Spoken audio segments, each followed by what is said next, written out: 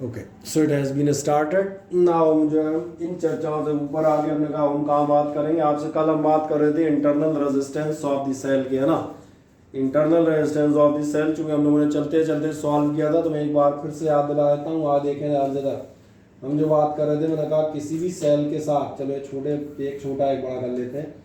जब आप किसी भी सेल के साथ, मैंने कहा आप एक रेजिस्टेंस या कोई भी एक सर्किट लेंगे और करंट फ्लो करते हैं, उस समय क्या होगा, जब आप कंप्लीट सेल का सर्किट देखेंगे, तो अभी तो फिगरेटिव दिखा रहा हूँ, करंट आपका ध्यान जाएगा ये सर्किट में कंप्लीट हुई, और कंप्लीशन के लिए अंदर भी तो कहीं मूवमेंट करना चाहिए, तो बिल्कुल करती है। और अंदर कहाँ मूव करती है, तो मालूम है अभी जैसे ऊपर सेल के फिगर बना रहे थे, ये नहीं कहा था H पॉजिटिव आयन इस रॉड पे जाएंगे, कॉपर रॉड पे जाएंगे, सल्फेट आयन आपकी जिंक रॉड पे जाएंगे, यानी within the cell there is the movement और flow of ions. That means I am saying there is the flow of current inside the cell also। तो कहीं ना कहीं आप देखेंगे सेल के अंदर भी करंट फ्लो हो रही होती है, बस अंतर ये होता है ये कहाँ फ्लो हो रही होती है, नेगेटिव टू पॉजिटिव टर्मिनल, यानी कहा जाए ये पॉजिटिव और ये नेगेटिव। प्रॉब्लम ये है कि जब सेल के अंदर आप करंट फ्लो करेंगे, तो आपने ध्यान दिया हम इलेक्ट्रोलाइट्स के लिए वो रिलेशन नहीं पढ़ रहे थे, RT is equals to R naught 1 plus alpha T. भैया हाइड्रोजन आयन भी अगर सॉल्यूशन में चल रहा होगा तो सीधा थोड़ी चला जाएगा।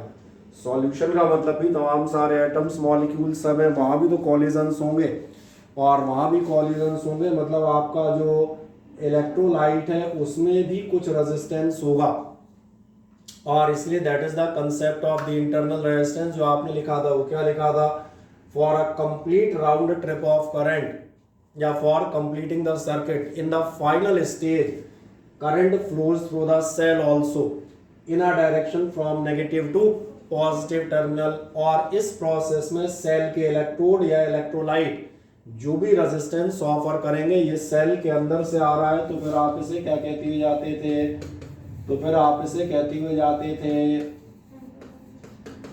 Internal resistance of the cell. क्या है, मेरी बात समझ में आ जाती है, हाँ ना।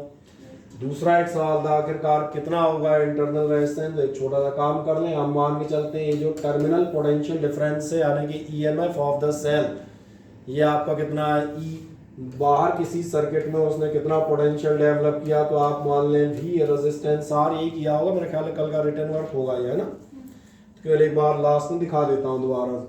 दोनों जगह अगर आप करंट लेंगे, ओम्स लॉ का इस्तेमाल करें, सेल के, चलो सेल के बाहर देख रहे हैं, सेल के बाहर कितनी होगी, I is equals to V upon R, क्योंकि यही होता है V is equals to I R. Second number आप देखेंगे इनसाइड द सेल इलेक्ट्रोलाइट से कितनी करंट पास हो रही होगी, तो अपने आप बताएंगे आई इज इक्वल्स टू, यहाँ पोटेंशियल डिफरेंस कितना अप्लाइड है, ई। अब यहाँ पर जो करंट है फाइनल में आई है, फाइनल का मतलब ये ध्यान देखना, जो आपकी करंट चल रही है वो इस पॉइंट से स्टार्ट हुई है, तो पहले मिलेगा आपको रेजिस्टेंस आर, और इसके बाद आप जब जाके आ जाएंगे तो एक छोटा रेजिस्टेंस, कल मैंने अब बगल में दिखा दिया था अलग से, ठीक है ना। छोटा रेजिस्टेंस मिलेगा स्मॉल आर, एक ही पाथ है, और एक ही पाथ मतलब it is in the series, और सीरीज होने का मतलब ये है कि आपका यहाँ पर टोटल रेजिस्टेंस होगा R1 प्लस R2, यानी कि R प्लस R। और जब दोनों आ जाते हैं तो law of conservation of charge हम पढ़ चुके हैं, पर यूनिट टाइम जितना चार्ज इधर हो रहा है, पर यूनिट टाइम उतना ही चार्ज इधर भी आना चाहिए, ना तो चार्ज क्रिएट होगा और ना ही डिस्ट्रॉय होगा, यानी दोनों आप इक्वल आने चाहिए। तो मेरा अंदाज है एक छोटा सा आपने काम यही किया होगा, V by R is equals to E upon R plus R, आपने इसके बाद हम कहते हैं V R is equals to, ऐसा कुछ किया होगा, E R plus E R, ऐसे कुछ किया था ना, ठीक है। अब तो डेरिवेशन तो वैसे ही हो जाएगा, यानी आपने कुल मिला के क्या किया होगा, कहा जाए गलत हो गया, अच्छा क्रॉस मल्टीप्लाई अप्लाई गलत हो गया, सही कह रहे हैं, ये होगा आपका वी आर और प्लस में वी आर है, और क्रॉस मल्टीप्लाई करेंगे तो मेरा कितना हो जाएगा आपका, वी आर इज इक्वल्स हो जाएगा E R minus V R, यानी वी कॉमन कर लें, बस खत्म, आपका आर निकल आया। चाहे तो मैंने कहा था आप जनरली आप लिख सकते हैं E minus we upon are, और एक साथ में अपना वी या बेहतर है इसको जो है अक्सर हम लोग कैसे लिख देते हैं, इस फॉर्म में लिख देते हैं E upon V minus one, LCM से दो पार्ट कर लिए और फाइनल मिल जाएगा आपको इनटू आर। ये मैंने कहा ये इंटरनल रेजिस्टेंस का ये जो आपका डेरिवेशन है अक्सर आपके यहाँ आ जाता है कि एक तो internal resistance of a cell के लिए आप एक फॉर्मूला लिखें या उसको डिराइव करें। So what ever be the question in 1 marks it will be right and in case of 2 और 3 marks it will be derive. जो आपका केस हो उसके हिसाब से आप चलेंगे। क्या है, पहली बात क्लियर हो जाती है। अब जब ये क्लियर हो जाता है तो इस इंटरनल रेजिस्टेंस से हमें एक चीज़ खास चीज़ मिलती है और उसमें जाए तो नीचे एक लगा दें कंडीशन नंबर 1 या चाहे नोट नंबर 1 लगा दें ज़रा।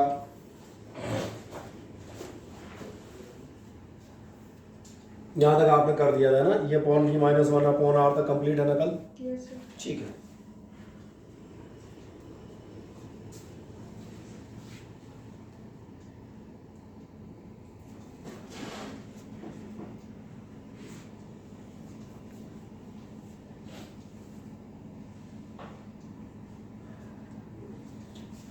जब आपको इतना मिल जाता है तो वही चीज़ हम फिर लेते हैं, सेल के अंदर से कितनी करंट हो रही है, E upon R plus R, वो तो मालूम ही है। तो चलो एक लाइन लिख दो, इसमें आपने दिएगा the current flowing inside the cell, लिख दो एक लाइन में the current flowing inside the cell, current flowing inside the cell. और current flowing inside this cell आप लेंगे तो कितनी आनी चाहिए या पी ना आनी चाहिए, I is equals to E upon R plus R. यही थी, ये तो अब डिटेल में समझानी नहीं है, इसकी चर्चा हमने आज और कल 2 बार कर दी। आप एक छोटा सा काम करें, इसको क्रॉस मल्टीप्लाई कर दें, यानी आपको क्या मिलेगा, I R plus I R is equals to ई।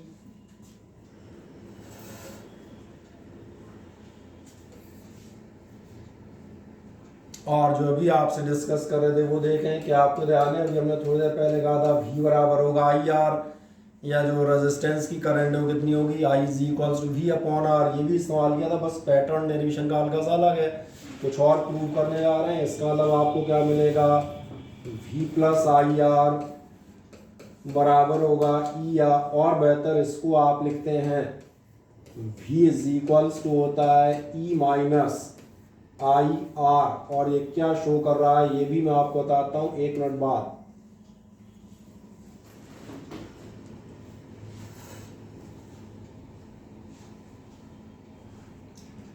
मुझे से इतना प्रूव कर दें, आपका पोटेंशियल डिफरेंस, ईएमएफ और इंटरनल रेजिस्टेंस का रिलेशनशिप कंप्लीट हो जाती है। जो आपसे पूछा जाएगा कि आप ईएमएफ, पोटेंशियल और इंटरनल रेजिस्टेंस का रिलेशनशिप निकालें, तो ये आप निकाल दीजिएगा। V इज इक्वल्स टू आपको कितना मिलेगा, E minus I R, and it is asked several times in your examination.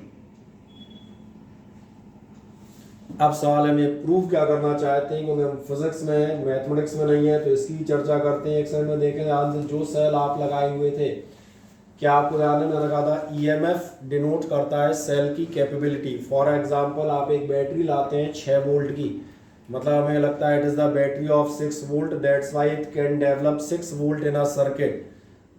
जो आपका ईएमएफ है उतना ही पोटेंशियल डिफरेंस ये डेवलप कर सकती है। लेकिन मैं आपको बताऊंगा, अगर बैटरी का ईएमएफ 6 वोल्ट है तो आपका जो एक्सटर्नल सर्किट है उसमें पोटेंशियल डिफरेंस हमेशा 6 वोल्ट से कम आएगा। अब आप पूछेंगे क्यों, तो बताऊंगा वो उसकी कैपेबिलिटी थी, और कोई भी चीज़ 100% कैपेबिलिटी पे काम नहीं कर सकती कभी भी। हमेशा जो रिजल्ट आएंगे उससे कुछ नीचे आएंगे। और क्यों आ रहे हैं, तो कहीं ना कहीं ध्यान देखें, यही बता रहा है पोटेंशियल डिफरेंस आप देखें आपके ईएमएफ से कुछ कम होगा, और जो भी टर्म कम होगा वो काई की वजह से हो रहा है, दिख रहा है, due to the internal resistance. क्या ये कंसेप्ट क्लियर हो जाता है? इसलिए यहाँ पर एक इंपॉर्टेंट लाइन लिखी जाती है फिजिक्स में, नीचे आप देखिएगा, दस the potential difference in a circuit, लिख दे आराम से, ये कंसेप्चुअल लाइन है, दस the potential difference in circuit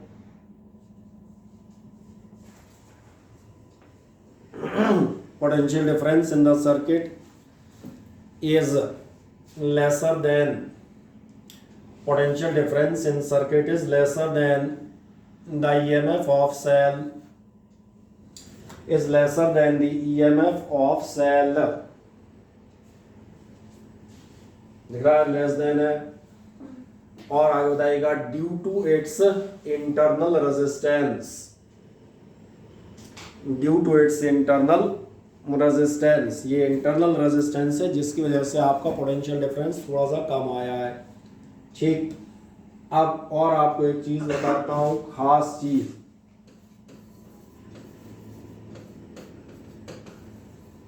क्योंकि एक ऐसी भी जगह होगी जहां आप देखेंगे आपका पोटेंशियल डिफरेंस सर्किट का ईएमएफ से ज़्यादा भी होता है। और आदमी पूछेगा ये कब होगा, कि आपको ध्यान है हमने दो टाइप के सेल लिए थे, प्राइमरी और सेकेंडरी।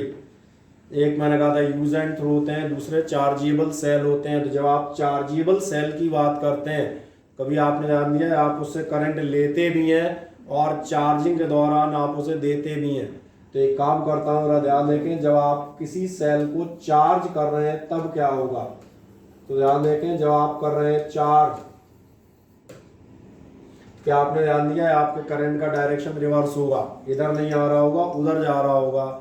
यानी इस आई के प्लेस पे आपको कितना लेना पड़ेगा, मेरी बात समझ में आ रही है। तो एक काम करो, एक सिंपल कंडीशन सेकंड डाल दो, व्हाइल चार्जिंग ए सेल, लिखते हैं while charging a cell the direction of current reverses, while charging a cell the direction of current reverses,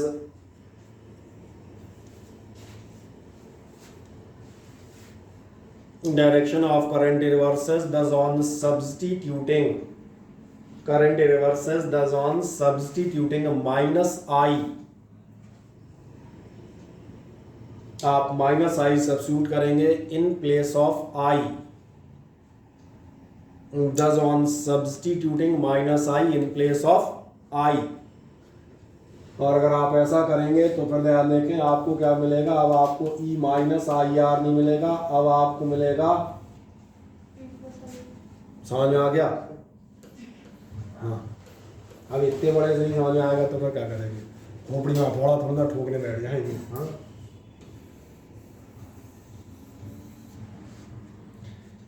कर दें, क्या मिलेगा आपको, ऑन सब्स्टिट्यूटिंग माइनस आई आपका क्या आएगा, E equals to E plus I are.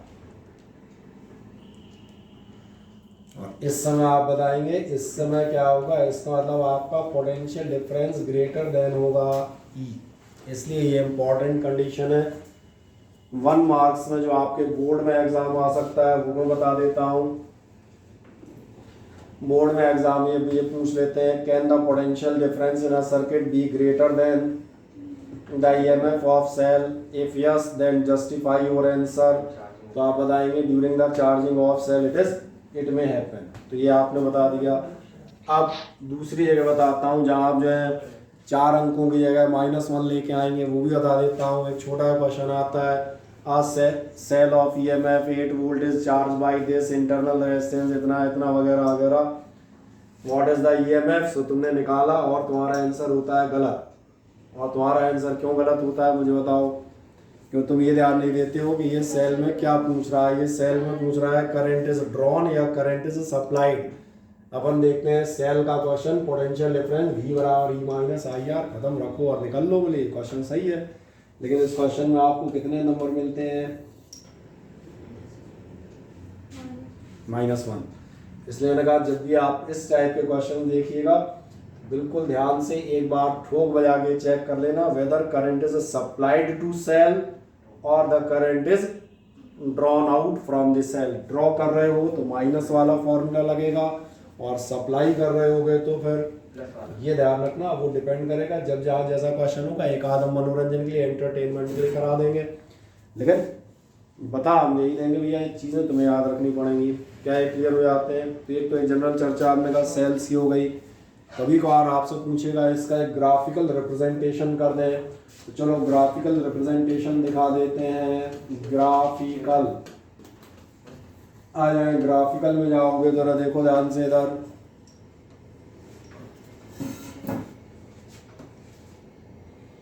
मैं जनरल ले रहा हूँ, ध्यान रखना चार्जिंग ऑफ सेल नहीं ले रहा हूँ, क्योंकि हम जो सेल यूज़ करते हैं वे माने चलते हैं हम सेल करंट लेने के लिए इस्तेमाल कर रहे हैं, ना कि सेल हमने पाल पोस के मोटा करना है तो हम उसे चार्ज करेंगे, ठीक है ना। चार्जिंग का केस एक्सेप्शनल माना जाता है। तो मैं जो ग्राफिकल रिप्रेजेंटेशन करूंगा वो काहे के लिए करूंगा, जो करंट इलेक्ट्रिसिटी में हूँ तो इसके लिए करूंगा V is equals to E minus I R.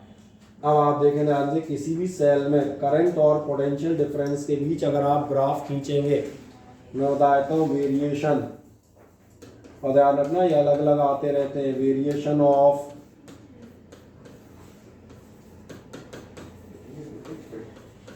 और इसलिए जब आप पिछली बार ग्राफ बना रहे थे तो मैंने पिछले दिनों भी ये डिस्कस किया था कि ये पहले चेक कीजिएगा किसका वेरिएशन चाहिए किसके साथ, ये ज़रूर पढ़िएगा। बिना ये पढ़े आप अंधाधुंध ग्राफ मत बनाइएगा, आप जाने क्या बना के आएंगे।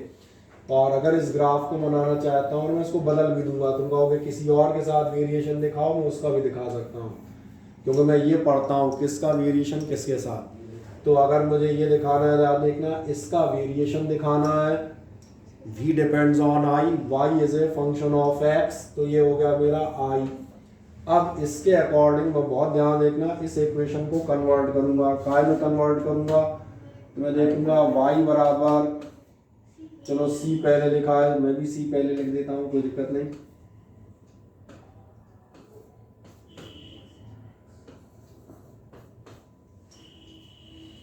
c प्लस एम एक्स, आए आराम से कंपैरिजन करते हैं। जब आप कंपैरिजन करेंगे तो क्या आपको ऐसा दिख रहा है, वाई वाई v की जगह पर हमारा y है, variation of y with respect to x, x की जगह पर हमारे पास, चलो इसको भी इधर से ले आते हैं, क्या बात है, इधर से आ जाएगा उधर से आ जाएगा। तो फिर क्या जानकारी समझ में आई?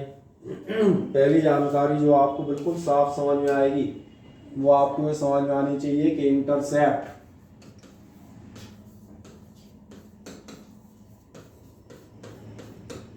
C बराबर कितना हो रहा है, C बराबर हो रहा है, इसका मतलब आपका ग्राफ कहीं ना कहीं यहाँ से शुरू होगा, और जहाँ से शुरू होगा ये आपका कोऑर्डिनेट क्या बताएगा, ये बता रहा होगा, मिल जाता है, ये इंटरसेप्ट मुझे मिल गया। यहाँ से ग्राफ जाना है, बस अब एक शंका है, इधर को ले जाऊं कि इधर को ले जाऊं, ये शंका रह गई है। कोई बात नहीं, इसके लिए मैं देखूंगा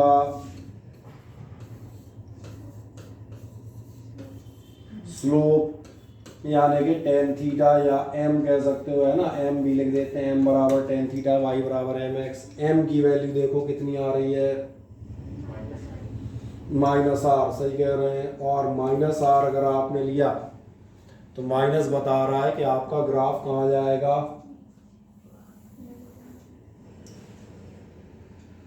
यही हुआ माइनस का मतलब नेगेटिव स्लोप, मतलब नीचे जा रहे हो, कितना नीचे जाओगे वो भी डिफाइन कर देगा, कितना नीचे जाओगे तो हम मान के चलेंगे कि अगर ये एंगल थीटा हो कुछ भी 30 डिग्री 45 डिग्री तो ये कंफर्म है। चलो पूरा ही ले देता हूँ थोड़ा सा, स्लोप टेन थीटा बराबर आपको दे देगी internal resistance of this cell. इस टेन थीटा को देखोगे तो आपको क्या मिल जाएगा, इंटरनल रेजिस्टेंस मिल जाएगा। यानी पहला काम जो डायरेक्ट क्वेश्चन आएगा, ग्राफिकल रिप्रेजेंटेशन करो वोल्टेज और करंट के में उसका, तो ये हो गया।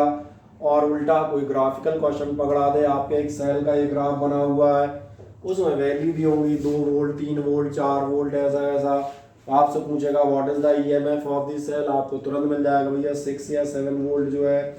What is the internal resistance of this cell, उसके लिए या तो ये दिए होंगे tan theta perpendicular upon base, और या डायरेक्ट थीटा दी होगी, जो भी 30 45 60 जो भी दे दे तो आप निकाल सकते हैं आराम से। तो ग्राफ आपको बनाने भी आने चाहिए और पढ़ने भी, तो इसलिए मैं पहले बनवाता हूँ, क्योंकि बना लोगे तो पढ़ना भैया वही तो पढ़ना है, जो बना रहे हो तुम नहीं बनाया तो उसको पढ़ने में क्या चिंता। तो एक काम कर दें, एक सिंपल हेडिंग डाल दें, और क्या हेडिंग डालनी थी अपने को, ग्राफिकल दिखा दें, variation of v with i, बड़े आराम से ग्राफ दिखाएं और बना दीजिएगा, स्लोप और इंटरसेप्ट दोनों दिखा दें।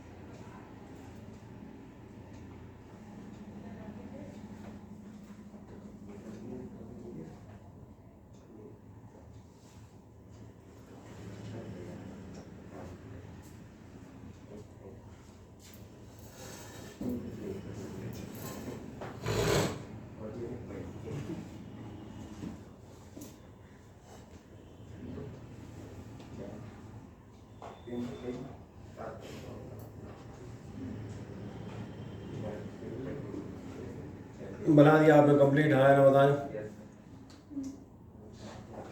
इंटरनल रेजिस्टेंस आपको मिल गया, क्या होता है, कितना होता है, कैसे आपके पोटेंशियल डिफरेंस या करंट को अफेक्ट कर सकता है, और मैंने कहा ये ग्राफिकल रिप्रेजेंटेशन, फिर जिसका जैसा है तो ये आप ग्राफ बना देते हैं। सारे लोग हाँ या ना बताएं फुर्ती से। सभी ने बना दिया? ठीक है। अब जब आप ये बना देते हैं, उसके बाद एक अगली चीज पे आते हैं। एक चीज और आपके यहाँ पूछ सकता है, और ये पूछी जाती है फैक्टर्स अफेक्टिंग इंटरनल रेजिस्टेंस। आखिरकार ऐसी कौन सी चीजें हैं जो किसी भी सेल के आपके इंटरनल रेजिस्टेंस को अफेक्ट कर सकती हैं। तो एक सिंपल हेडिंग डालिएगा, फैक्टर्स अफेक्टिंग। चलो आर लिख देता हूँ, छोटा सा, समझ जाओगे ना। फैक्टर्स अफेक्टिंग इंटरनल रेजिस्टेंस, तो एक फैक्टर्स अफेक्टिंग हेडिंग डाल लें, फैक्टर्स अफेक्टिंग इंटरनल रेजिस्टेंस, या आर लिख दो।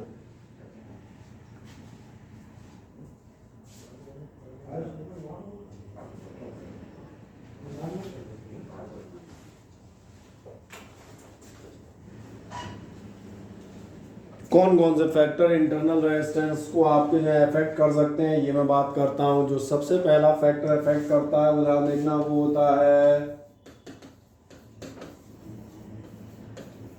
Distance between electrodes. और डिस्टेंस बिटवीन इलेक्ट्रोड्स क्यों, ये भी मैं बताता हूं। जब आप रेजिस्टेंस ऑफ ए कंडक्टर पढ़ रहे थे तो आपको याद है रेजिस्टेंस लेंथ इंपॉर्टेंट थी। जितना लंबा पासेज होगा कंडक्टर के अंदर, इलेक्ट्रॉन आपका उतने ही ज़्यादा टकराते हुए आगे बढ़ेगा। यही तो मीनिंग हुआ। ऐसे आप ध्यान देखना, अगर आपने मान चलिए एक सेल ये बनाया हुआ है, इस सेल के दोनों टर्मिनल ये रहे, तो इनके बीच में कितना सॉल्यूशन है, इतना। और अगर आपने सेल ये बनाया हुआ है, एक टर्मिनल यहाँ, दूसरा यहाँ, तब ध्यान दीजिए आयन को कितना डिस्टेंस कवर करना पड़ेगा। आयन को ज़्यादा डिस्टेंस कवर करना है, that means more number of collisions, or you can say more internal resistance।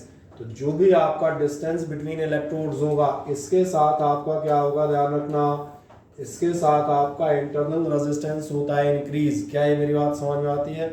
जितना डिस्टेंस ज़्यादा रखोगे एनोड के कैथोड के बीच, आपके आयंस उतना ज़्यादा ट्रेवल करेंगे, उतने ज़्यादा कॉलिजन सफर करेंगे। That's why the internal resistance will increase. ये पहला हुआ। दूसरा दिखाता हूं, ध्यान देखना, दूसरा होता है एरिया ऑफ इलेक्ट्रोड।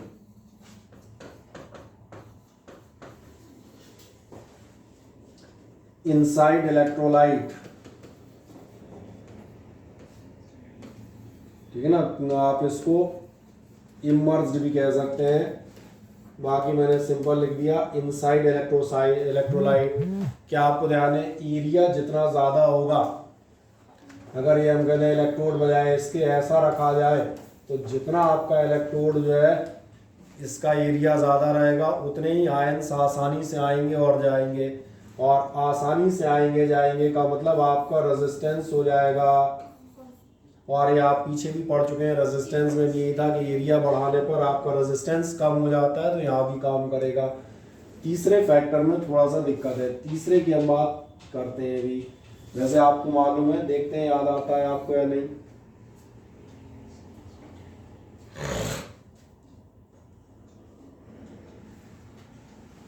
दिखाएं फैक्टर्स अफेक्टिंग इंटरनल रेजिस्टेंस में डिस्टेंस बिटवीन इलेक्ट्रोड्स, और मैंने कहा area of electrode inside the electrolyte.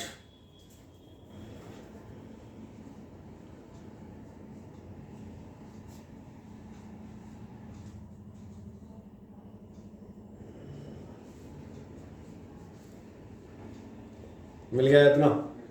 तीसरा फैक्टर आप बताता हूं, टेम्परेचर। टेम्परेचर के साथ बताएं आपका इंटरनल रेजिस्टेंस बढ़ेगा या कम होगा, ये आप बताएं।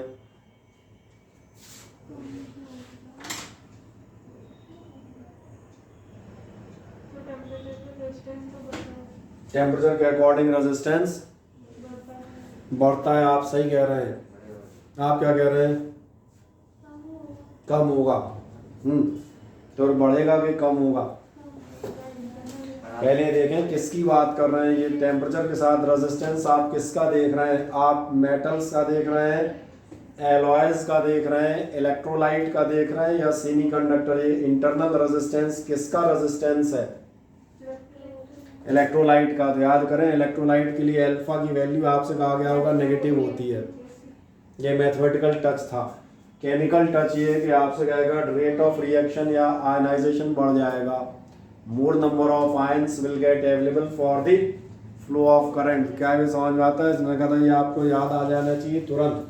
टेम्परेचर के साथ क्या होगा मैं याद दिला देता हूँ, alpha is negative for electrolyte. सब तो याद आ गई हिंट। इसका मतलब टेम्परेचर के साथ आपका क्या होगा, इंटरनल रेजिस्टेंस कम हो जाएगा। क्या ये क्लियर हो जाते हैं? हाँ ना। चले तीसरा लिख दें, फिर मैं एक चौथे पे जाता हूँ।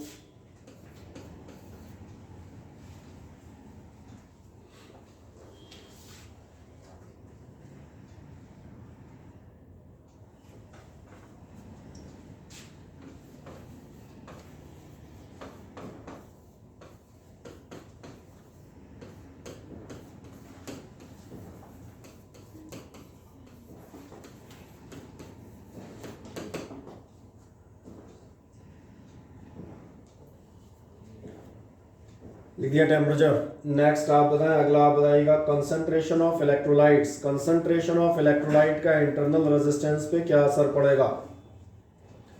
मुझे आप ऐसा होता है, अगर मैं कंसंट्रेशन ऑफ इलेक्ट्रोलाइट बढ़ाऊं तो आपकी रेट ऑफ रिएक्शन कम हो जाएगी कि बढ़ जाएगी? मेरा क्वेश्चन है, if I am increasing the concentration of reactants the electrolyte then what will happen with the rate of reaction? बढ़ेगी कम होगी?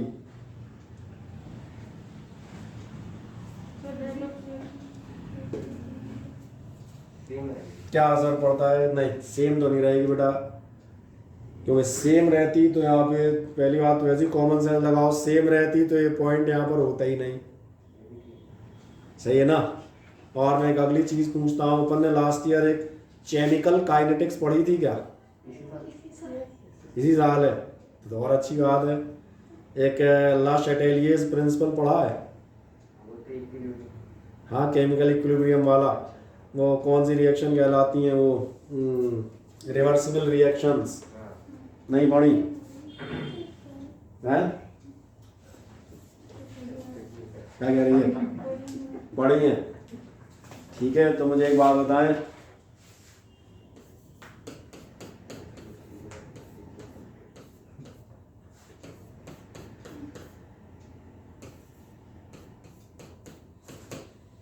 क्या आपने पढ़ा है रेट ऑफ फॉरवर्ड रिएक्शन?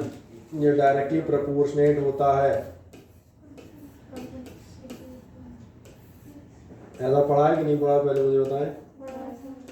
तो ये पूछ रहा था, फॉरवर्ड रिएक्शन मतलब इसको छोड़ दो, फॉरवर्ड की बात करेंगे, एक ही तरफ की बात कर रहा हूँ ना। ज़्यादा याद देखना, रेट ऑफ रिएक्शन कंसंट्रेशन के इनवर्सली प्रोपोर्शनल नहीं आ रहा। और ऐसे ही आपने, मुझे लग रहा है इसमें जो एग्जाम्पल पढ़ा होगा, इसमें 2 ही 3 एग्जाम्पल आते हैं। तो अमोनिया वाला हैबर प्रोसेस आता है, N2+3H2 वाला है तो वो पढ़ा होगा, और एक PCl5 वाला पढ़ा होगा। और भी एग्जाम्पल पढ़ा था? अमोनिया वाला पढ़ा है। बढ़िया। तो हैबर प्रोसेस अमोनिया की तो जगत विख्यात है। जब जब ये पढ़ाते हैं तो उसी से एक्सप्लेन करते हैं, प्रेशर, टेम्परेचर और सबके इफेक्ट। तो मेरा पूछना, अच्छा ये दिक्कत नहीं आती है, थोड़ी सी केमिस्ट्री आती है, मतलब तुम मुझे ऐसे नहीं चला सकते। और सोचो इतनी सी ना आती होती फायदा में, लोग मेरे घुमा देते, सर रेट ऑफ रिएक्शन असर ही नहीं पड़ता, कंसंट्रेशन का एकदम कंसंट्रेट।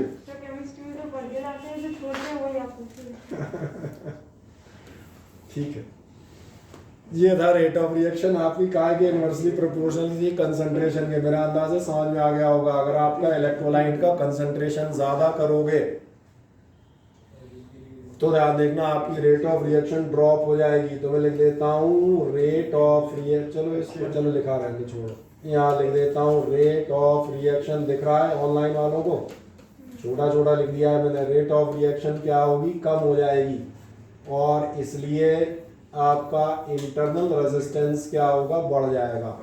और वैसे ही आप सोचें, इलेक्ट्रोलाइट को जितना ज़्यादा डाइल्यूट करोगे आयनाइजेशन उतना ही बढ़िया होगा, उतनी ही बड़ी सेना आयंस की आपके हवाले आएगी, और उतनी बड़ी फौज आपको मिलेगी। तो मतलब करंट उतनी बेहतर जाएगी।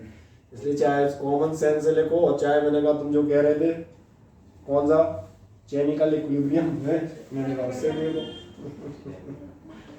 लिख दें कंसंट्रेशन ऑफ इलेक्ट्रोलाइट से क्या होगा, रेट ऑफ रिएक्शन ड्रॉप हो जाएगी, यानी कि आपका इंटरनल रेजिस्टेंस बढ़ जाएगा। ये आपसे पूछ लिया जाता है कंसंट्रेशन के साथ इंटरनल रेजिस्टेंस का क्या होगा, हमेशा बताइएगा बढ़ जाएगा। ठीक, आपको भी समस्या आया था तो ऐसा हो गई क्या? नहीं पढ़ाई भी पढ़ाता है ना।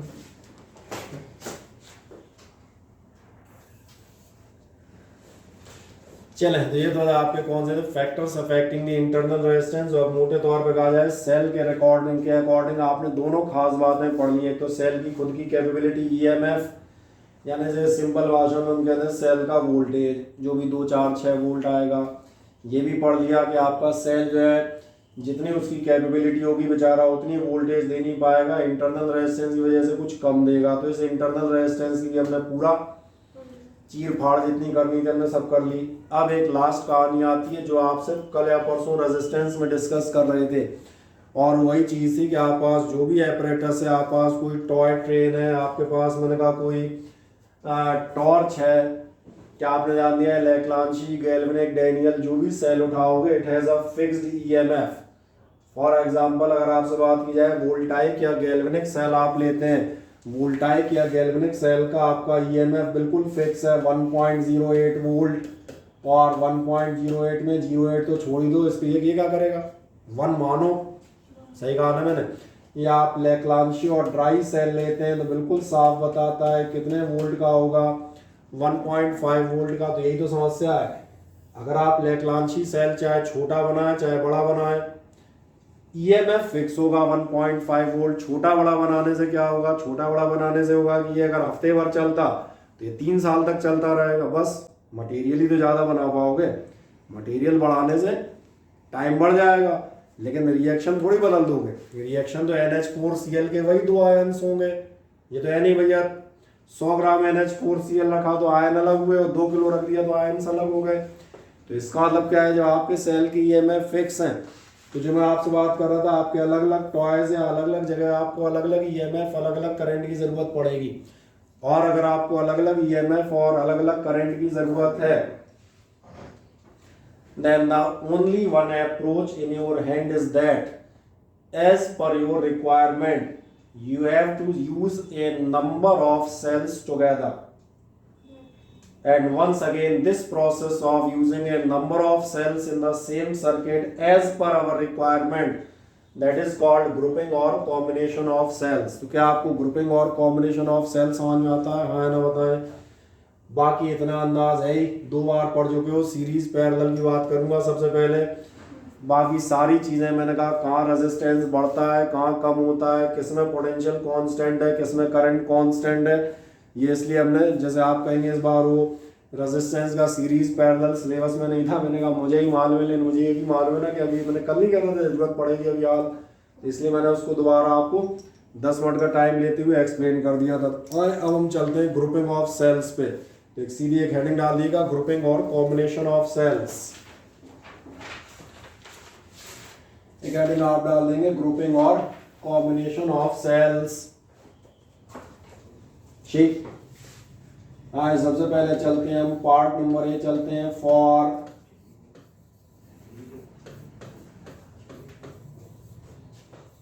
Identical sales. अभी मैं किसके लिए बात करूंगा आपसे, आइडेंटिकल यानी सेम सेल्स के लिए। और इनमें सबसे पहले हम कौन सा कॉम्बिनेशन लें, तो सीरीज ही ले लेते हैं। अब ये मेरा अंदाज है, चूंकि हम 2-3 बार पढ़ चुके हैं तो इसलिए आप इसको मेरे साथ साथ ही करते आइए, रुकिए मत। नंबर ए आप डालिएगा आइडेंटिकल सेल्स, और आप दिखाएंगे सीरीज, और सीरीज में मैं भी फिगर बना रहा हूं और आप भी बनाते चले जाएं, रुकिएगा मत।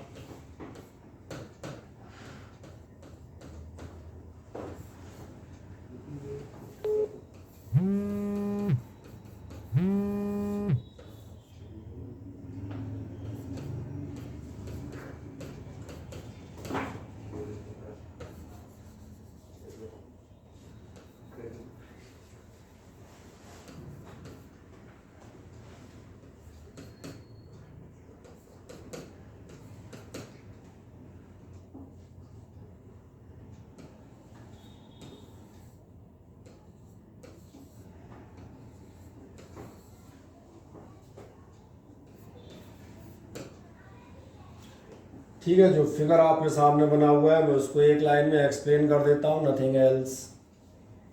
पहले देखें कि आपने फिगर बना दिया, 3 सेल हैं आपके प्लस माइनस के कॉम उसमें, इनके नीचे छोटा छोटा लिखा हुआ है, ये लिखा हुआ है ई क्वामा आर बता रहा है हर सेल का ईएमएफ ई है और इंटरनल रेजिस्टेंस स्मॉल आर है,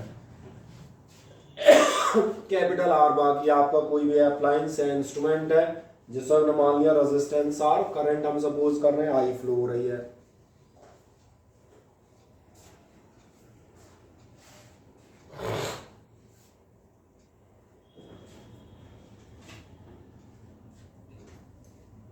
क्या आपने बना दिया डायग्राम, इसलिए मैंने कहा था साथ साथ ही बढ़िएगा, क्योंकि यहाँ पर बहुत ज़्यादा एक्सप्लेन करने के लिए कुछ नहीं है। बस जानना कि आदमी चाहेगा, ये पहले बता देता हूँ, ये जानना चाहेगा और भैया 4 6 8 सेल लगा दिए हैं तो कितनी करंट देंगे सेल, कुछ फ़ायदा होगा कि नहीं होगा, बस इस पर हम बात करेंगे। क्या आपको ध्यान है करंट कैसे निकलती है? करंट निकलती है टोटल ईएमएफ और टोटल रेजिस्टेंस अपॉन करके, आई बराबर वी अपॉन आर, ये सभी को मालूम है। तो हमें 2 चीज़ें देखनी है, एक तो इस सर्किट का इक्विवेलेंट ईएमएफ कितना है और एक इस सर्किट का इक्विवेलेंट रेजिस्टेंस कितना है। इसलिए मैंने कहा डेरिवेशन स्टार्ट करने से पहले ये ज़रूर सोच लें हमें अटैक कहाँ करना है। तो कहाँ अटैक करना है? मैंने कहा करंट निकालनी है, इन सारे सेलों का टोटल ईएमएफ देखना है और इस पूरे सर्किट का टोटल रेजिस्टेंस देखना है, दैट्स ऑल। और वोल्टेज अपॉन रेजिस्टेंस कर देंगे तो करंट निकल आएगी। इन्हीं स्टेप्स को दिमाग में रखते हुए मैं चलता हूँ। नीचे से आप बताइएगा, यहाँ लेफ्ट कॉर्नर से लिख दीजिएगा इक्विवेलेंट ईएमएफ। क्या आप बताएंगे? Equivalent EMF of all cells in series. अब कहाँ लिखूं? चलो यही लिख देता हूँ, equivalent EMF of all cells in series. क्या आपको याद है ईएमएफ या वोल्टेज सीरीज में डिस्ट्रीब्यूट होते हैं या उल्टा कहा जाए ऐड होते हैं, ऐसा याद है? V बराबर V1 प्लस V2। तो याद देखें, जब आप इक्विवेलेंट ईएमएफ देखेंगे तो आपका ये कितना आएगा, E प्लस E और कुछ छोटे छोटे प्लस E, और इन सब का टोटल कितना आएगा। तो मान लो कितने सेल आपने लगा रखे हैं, मैंने मान लिया, इसलिए ये आपको मिल जाएगा NE। लिख दें, एक छोटा काम करें, equivalent EMF of all the cells, ये आपको मिल जाएगा E प्लस E यानी कि टोटल मिलाकर NE। कोई शंका? ये पहला काम हमारा होगा, इक्विवेलेंट ईएमएफ निकल आया। अब हम निकालेंगे इसका रेजिस्टेंस। एक्चुअली रेजिस्टेंस में 2 पार्ट है, कुछ अंदर है कुछ बाहर है, तो एक काम करो पहले अंदर वाला निकाल लेते हैं। नीचे आप बताइएगा इक्विवेलेंट इंटरनल रेजिस्टेंस, नीचे आप बताएंगे equivalent internal resistance of all the cells in series, equivalent internal resistance of all the cells in series. इसीलिए कल का टर्न लिया गया था। सीरीज का रेजिस्टेंस कितना होता है याद है? ये होता है R1 प्लस R2 प्लस, और इसलिए याद आएगा ये हो जाएगा टोटल NR। तो दिखा दें RS is equals to R plus R so on, यानी कि NR मिल गया। ये इन सब का रेजिस्टेंस हो गया। अभी एक नीचे और पड़ा हुआ है, कोई बात नहीं, वो भी तो सीरीज में ही है, उसको भी ऐड कर देंगे। तो लास्ट आएगा hence equivalent resistance of circuit. अगले स्टेप में जाएंगे, hence equivalent resistance of circuit.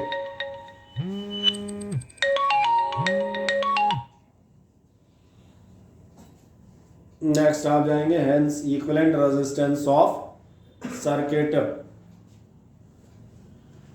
और इक्विवेलेंट रेजिस्टेंस ऑफ सर्किट पे आप जाएंगे, अरे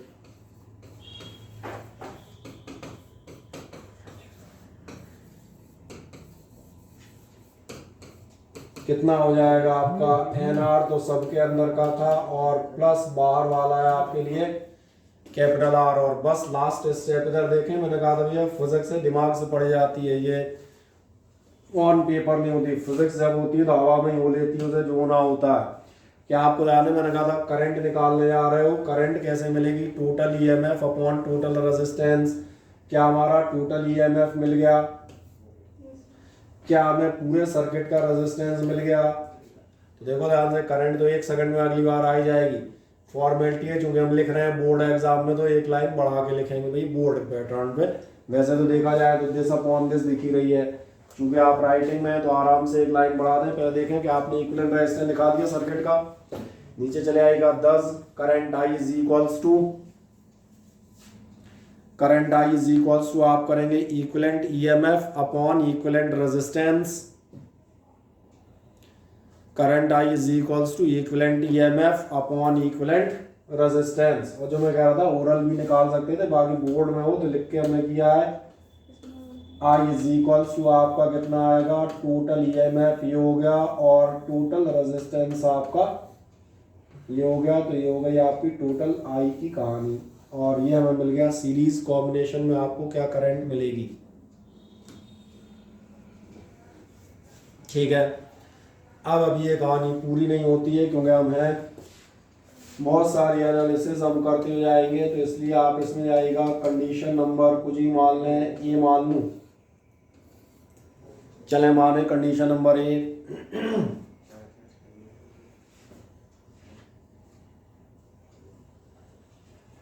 कंडीशन नंबर ए में आएगा if the internal resistance of cells, लिख दें आराम से, internal resistance of cells is very high.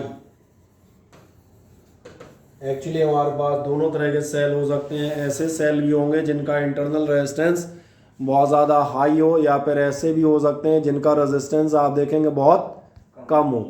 और दोनों केसेस की हम चर्चा करते हुए आते हैं कि इंटरनल रेजिस्टेंस हाई या लो में आप क्या करेंगे।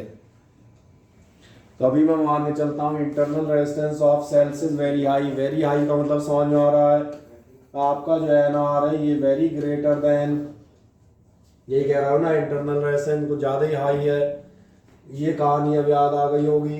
क्या करते हो ऐसे कंडीशन में, स्वान नेग्लेक्टिंग, किसको नेग्लेक्ट करूँगा, कैपिटल आर को नेग्लेक्ट कर दें, चलते जाए। Internal resistance of cells is very high, N R very greater than capital R, so on neglecting capital R. जैसे आप नेग्लेक्ट करेंगे आप जरा ध्यान दें आपको क्या मिलेगा, आपको मिलेगा I is equals to N E upon N R. अब बहुत ध्यान से साइड देखना,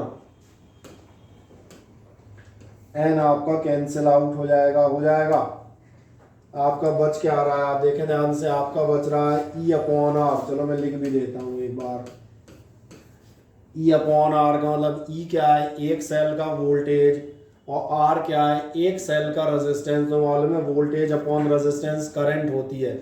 कितनों का वोल्टेज लिखा है, एक का, कितनों का रेजिस्टेंस लिखा है, एक का, यानी ये आपके सामने लिखी है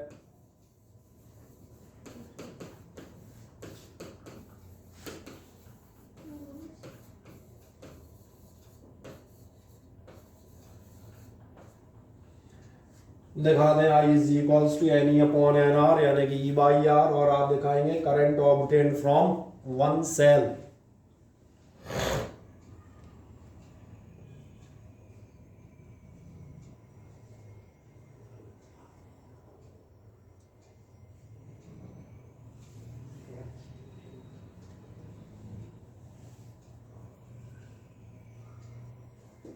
मिल गया, हाँ ना, बताएं कोई समस्या।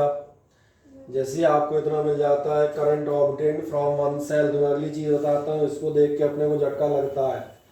क्यों लगता है, क्योंकि हम बनाए बैठे थे सीरीज कॉम्बिनेशन। ग्रुपिंग का मतलब कम से कम 4, 5 या 6 सेल बनाए बैठे होंगे, और तुम्हें करंट कितनी मिल रही है, इसका मतलब तुम्हारा पूरा ग्रुपिंग जो है फेल है। 6 सेल से तुम्हें एक सेल के बराबर करंट क्यों ला रहे हो भैया, एक ही से ले आते, इतना पैसा और वो क्यों बर्बाद किया।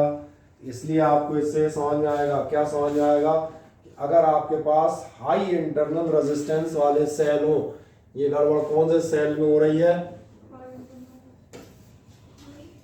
तो इनको आप भूल कर भी सीरीज में इस्तेमाल नहीं करेंगे, अन्यथा कोई फायदा नहीं होना। चाहे एक सेल लगाओ चाहे 10 लगा लो, लगभग करंट सेम ही मिलेगी। इसलिए नीचे ये इंपॉर्टेंट फैक्ट लिखिएगा जो मैथमेटिक्स से हमें मिला। नीचे आप बताएंगे 10 the cells having very high internal resistance. नीचे आप बताएंगे does the cells having very high internal resistance, cells having very high internal resistance are not connected in series. Cells having very high internal resistance are not connected in series. Otherwise, the current obtained from grouping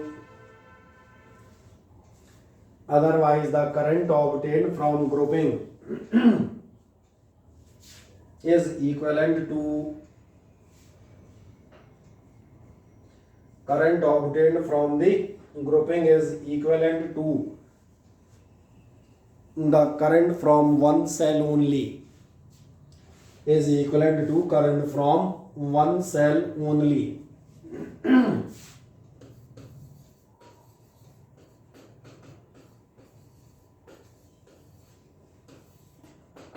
अब आप बात करेंगे इसी की condition number B. Condition number B किस काम में आएगी, यहाँ ध्यान देखना, उल्टा भी ले सकते हो। अगर इंटरनल रेजिस्टेंस वेरी हाई की जगह वेरी स्मॉल लिया जाए तो क्या आपको अंदाज लग रहा है? मुझे ऐसा लगता है उल्टा हो जाना चाहिए। इनको नहीं कर रहे थे, उनको शायद ऐसा आएगा कि हाई वाले नहीं कर रहे तो लो वाले में आपको प्रॉफिट मिले, और आप कहें हाँ इनको करना चाहिए। इस बात को मैंने कहा मैथमेटिकली चेक करते हैं। कैसे करोगे? तो अगले स्टेप में चले आओ। If the internal resistance of cells is very low, next आप कंडीशन बढ़ेंगे, condition number B, if the internal resistance of cells is very low. और वेरी लो में जाओगे तो अब की बार आप क्या बताएंगे? आर होगा वेरी लेस देन आर। अब उल्टा चलेंगे,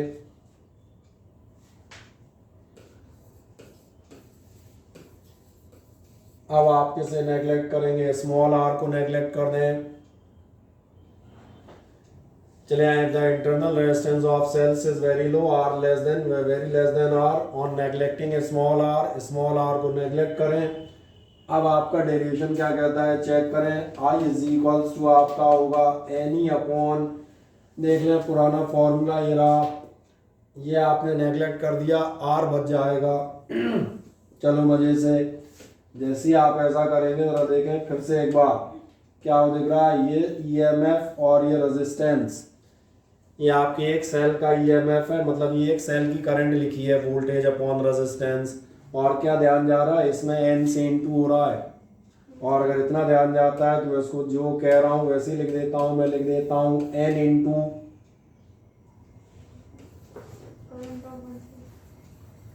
सही कह रहे हैं, करंट फ्रॉम वन सेल। इसका क्या मीनिंग आया जरा देखें, पहले इधर देख लें फिर लिखिएगा। आपकी एक सेल की करंट 2 गुनी, 4 गुनी, 6 गुनी और 8 गुनी हो जाएगी। ये मुझे फायदेमंद काम लग रहा है भाई। ग्रुपिंग इसलिए लगाते हैं, 4 सेल क्यों लगा रहे हो? इसलिए लगा रहे थे करंट कम से कम 4 गुनी तो हो रही है। इनको इस्तेमाल कीजिएगा, कर दें एक लाइन में। फिर इसके लिए भी मैं एक छोटा सा लाइन बोल दूंगा।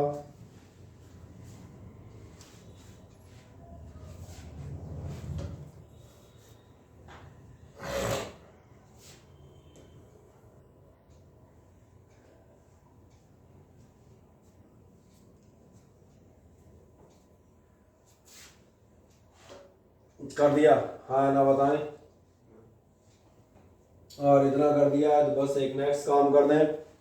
नीचे आप बताइएगा does the cells having low internal resistance, नीचे आप बताएंगे does the cells having a low internal resistance are used in series always. Cells having a low internal resistance are used in series always.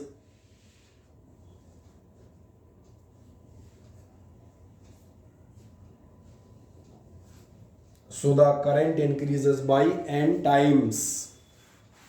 Series always, so the current increases by n times.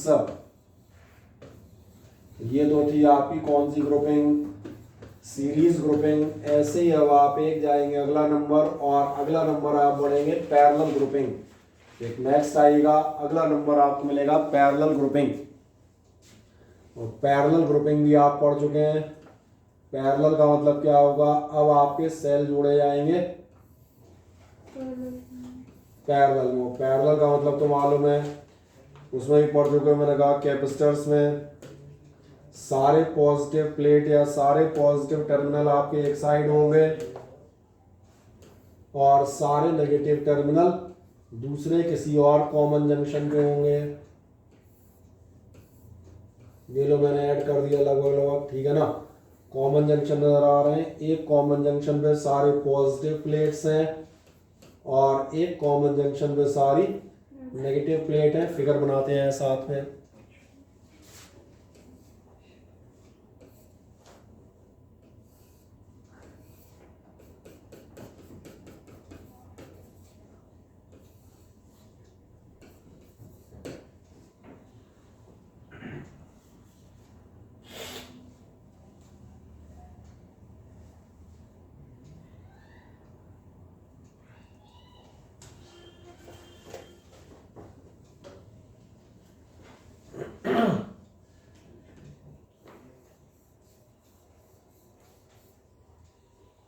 मिल गया, हाँ ना, बताएं और क्या करें। अच्छा वो current तो दिखा दो जिसको अपन दिखाना चाह रहे हैं। ये रही आपकी करंट आई, और फिर एक सेल भी लिख देता हूँ, सारे आइडेंटिकल हैं तो हम पहले ही बता चुके हैं। एक सेल भी लिख देता हूँ, ई और आर बहुत है।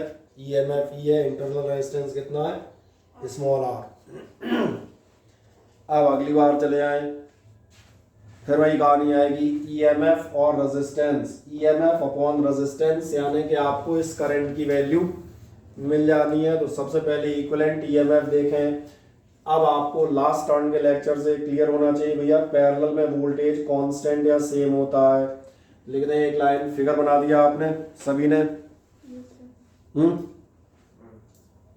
सभी लोगों फिगर बन गया बच्चों, कोई रह गया तो बोलना बीच में नहीं। तो एक काम करते हैं, नीचे आप बताइएगा equivalent EMF of all the cells in parallel.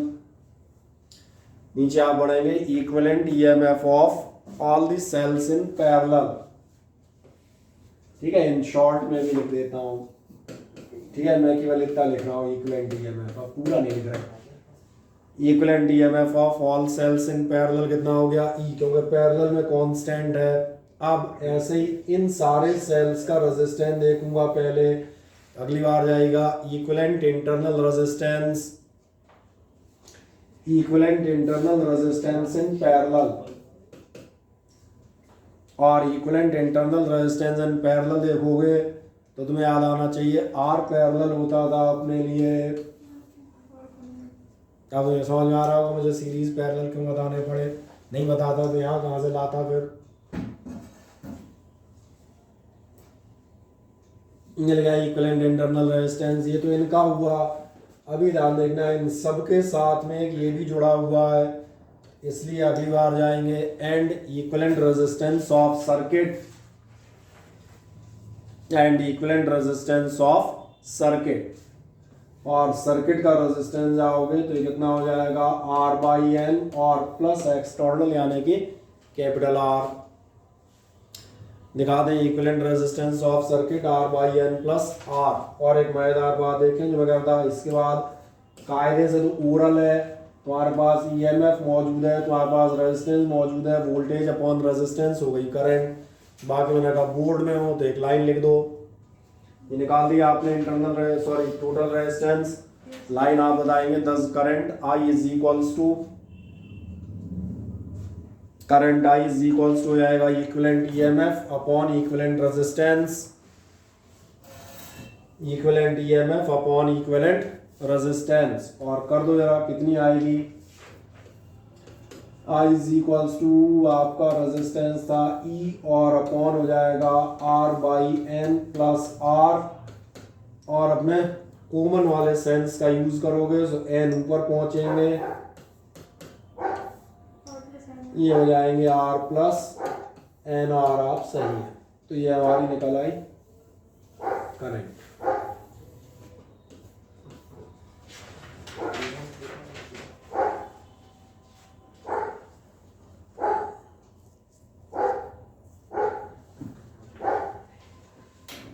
बोलो कोई समस्या है अभिनव सिंह?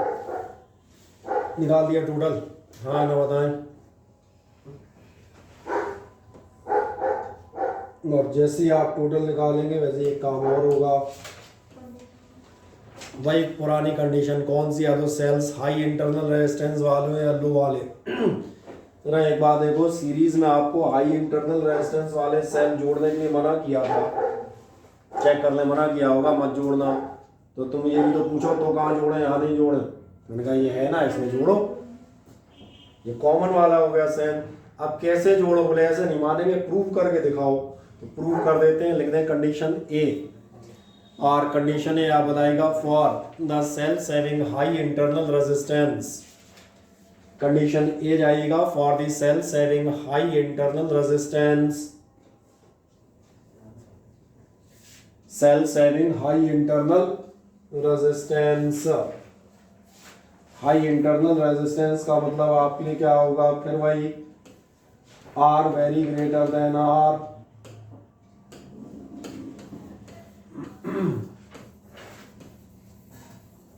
सो ऑन नेग्लेक्टिंग। और क्या नेग्लेक्ट करोगे, कैपिटल आर नेग्लेक्ट करो मजे से, बड़े आगे R very less than greater than R, so on neglecting capital R. यानी आपको मिलेगा I is equals to, check करें ये था एन ई अपॉन, देखें ना ध्यान से, ये आर का टर्म नेग्लेक्ट हो गया तो क्या बचेगा, स्मॉल आर, यही बचेगा। और फिर एक बार इसको चेक करें, दिखने लगा N into E M F upon resistance, यानी आप कह सकते हैं इज इक्वल्स टू जाएगा एन मल्टीप्लाइड बाई, दिख रही है ये करंट, तो आप क्या कह देंगे एन इंटू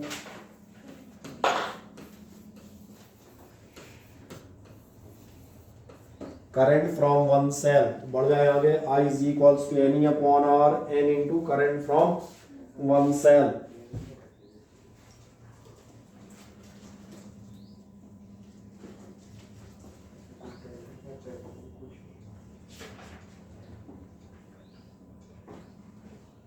क्या मिल गया, हाँ ना बताएं। जब ये मिल गए तो इससे अपने को क्या समझ में आया, इसमें अपने को फायदा है, यानी आपके हाई इंटरनल रेजिस्टेंस वाले सेल कहाँ जुड़ने चाहिए, इसी कॉम्बिनेशन में जुड़ने चाहिए, पैरेलल में। नीचे आप बताएंगे 10 sales having high internal resistance, नीचे आप बताएंगे 10 the cells having high internal resistance are used in parallel, cells having high resistance are used in parallel, so the equivalent current are used in parallel, so the equivalent current increases by n times, so the equivalent current increases by n times। क्या है, समझ में आ गया? और इस बात condition number B तुम चाहो तो खुद भी कर सकते हो, पर तुम खुद कुछ करोगे नहीं, हमें मालूम है। हाँ तो और क्या लगता है, पर मालूम नहीं है, इसलिए कंडीशन नंबर बी लिख दो, for the cells having low internal resistance. Next आ जाएगा condition number B, for the cells having low internal resistance,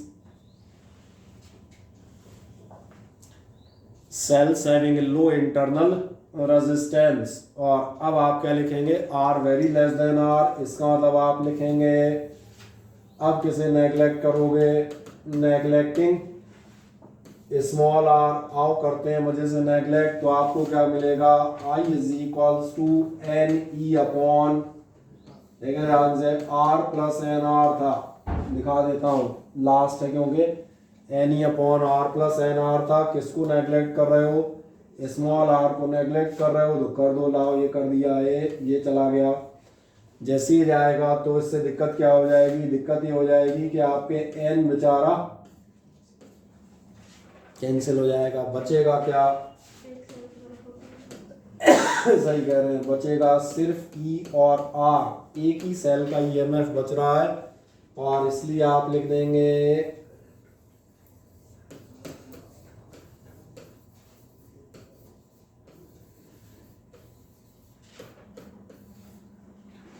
current from one cell only. दिखा दें I is equals to N E upon N R, यानी कि current from one cell only. तो last का हम क्या समझ में आया, लो इंटरनल रेजिस्टेंस वाले सीरीज में फायदा दे रहे थे पर पैरेलल में फायदा नहीं देंगे, तो इसलिए इनको पैरेलल में अवॉइड कीजिएगा। तो लिख दें एक लास्ट लाइन आज की, नीचे आप बताइएगा दस the cells having low internal resistance,